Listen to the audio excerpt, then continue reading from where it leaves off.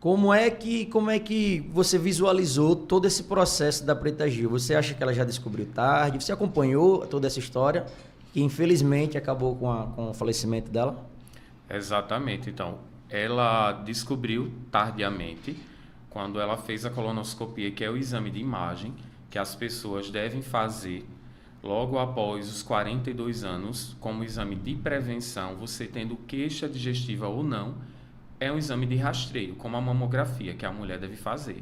Então, a colonoscopia é indicada para todas as pessoas com queixas digestivas ou não, justamente para identificar se tem ou não pólipo, né, que é o estágio ali pré-inicial. Ele pode se tornar maligno e desenvolver ao longo do tempo e formar o tumor, e vai ser preciso fazer o tratamento, né? E ela Dependendo de lutou, cada né? caso. Ela lutou, Isso. né? Eu acho que quantos anos? Mais de uns 2 anos Ela que ela lutou há vinha. alguns anos, eu não me recordo exatamente quantos foram, mas tudo começou com a constipação. Ela relatou em alguns depoimentos na mídia que deixou muito a saúde de lado e começou a cuidar muito da carreira, e quando foi ver, né, ela já estava com gases, distensão, constipada.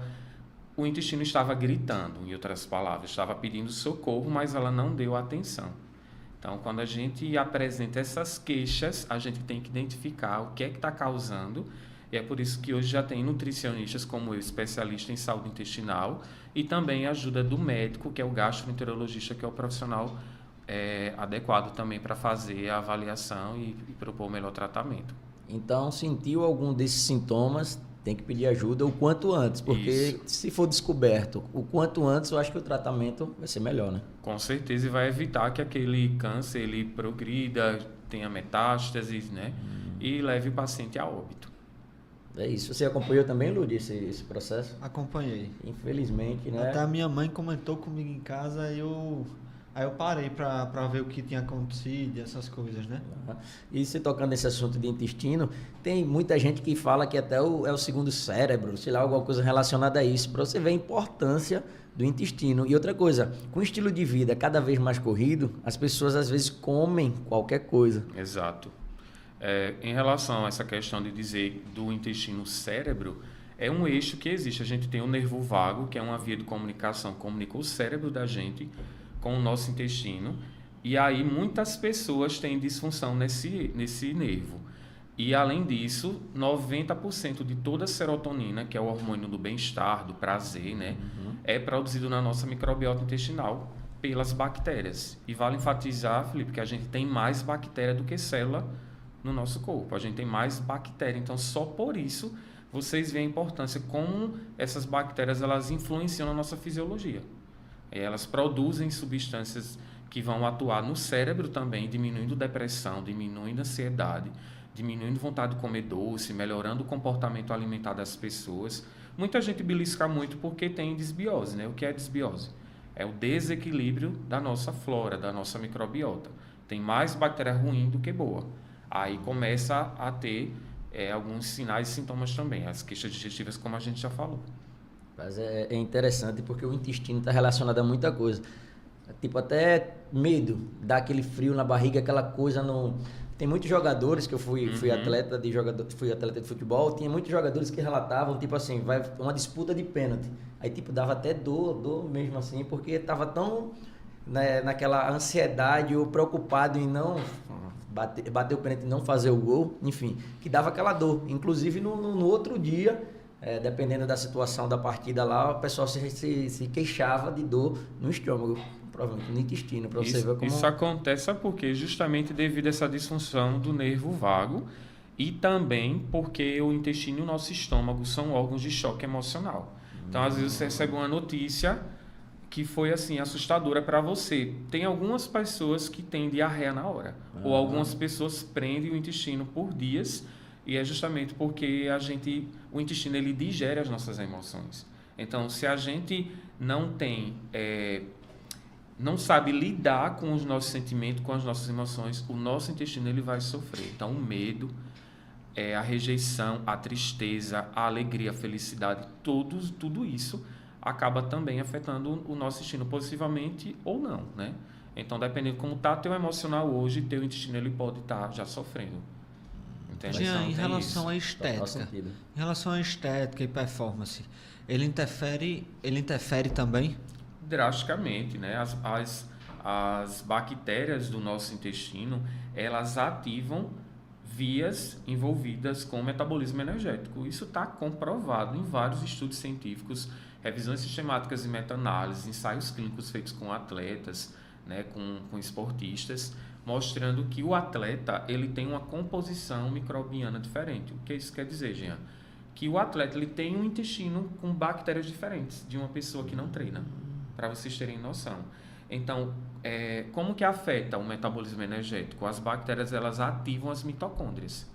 As mitocôndrias são as usinas de energia do nosso corpo. Então, se você tem um intestino saudável, equilibrado, porque você tem hábitos de vida saudáveis, você dorme cedo, você tem uma alimentação balanceada, você consome fruta, verdura, toma chá, né? Você respira, faz meditação, que hoje é uma prática que é muito vista também na sociedade.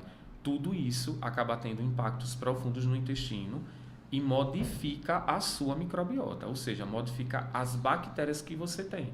Então, essas bactérias que eu aumentei são boas, certo? Por conta dos meus hábitos.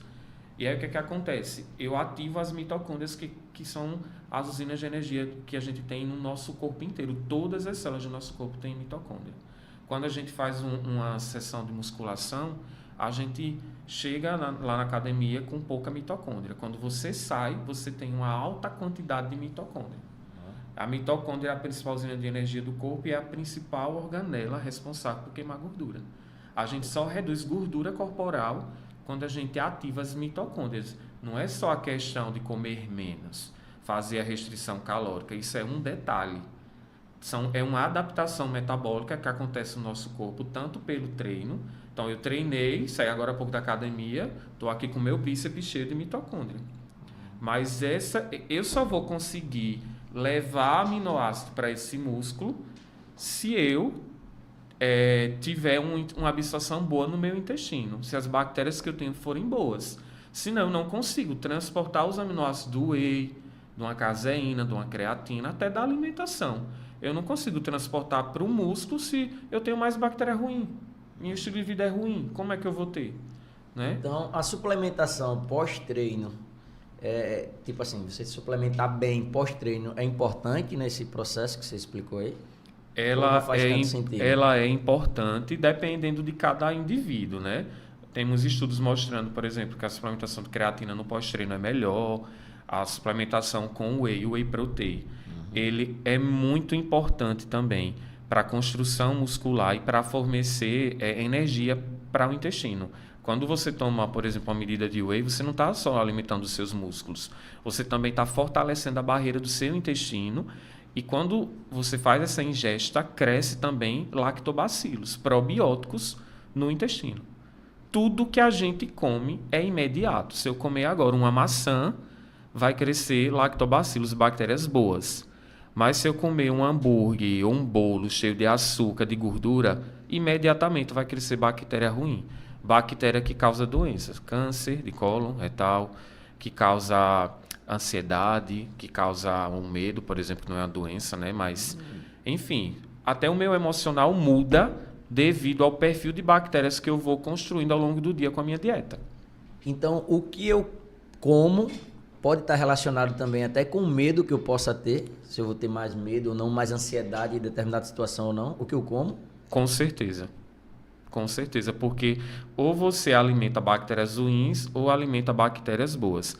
Essas bactérias elas vão atuar no cérebro, lá no hipotálamo, que é uma área que também está envolvida com gasto de energia.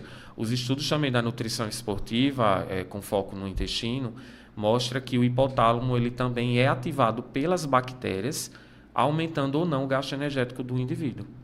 Cara, isso é muito interessante. É muito interessante, né?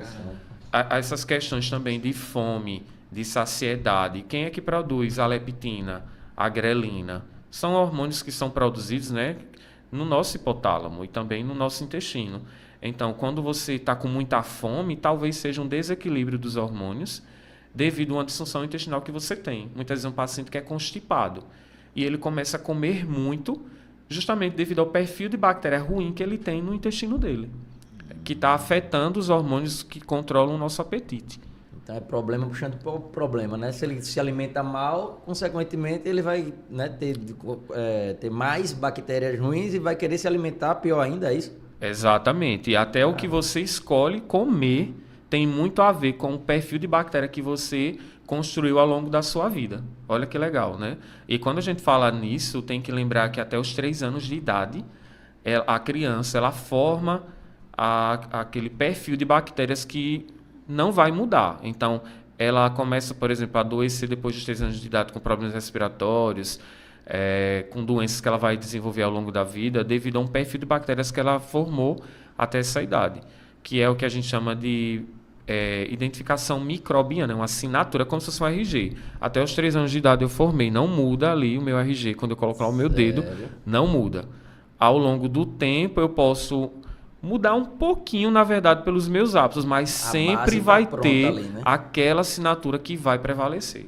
Então, o intestino ele diz também se tu vai ser uma pessoa saudável, uma pessoa doente, se tu vai ter problemas digestivos ao longo da tua vida, se tu vai ser constipado, também tem muita relação com o que tu já herdou, desde o tipo de parto, na verdade. Até o tipo de parto influencia nesse tipo de bactéria que eu tenho na minha microbiota.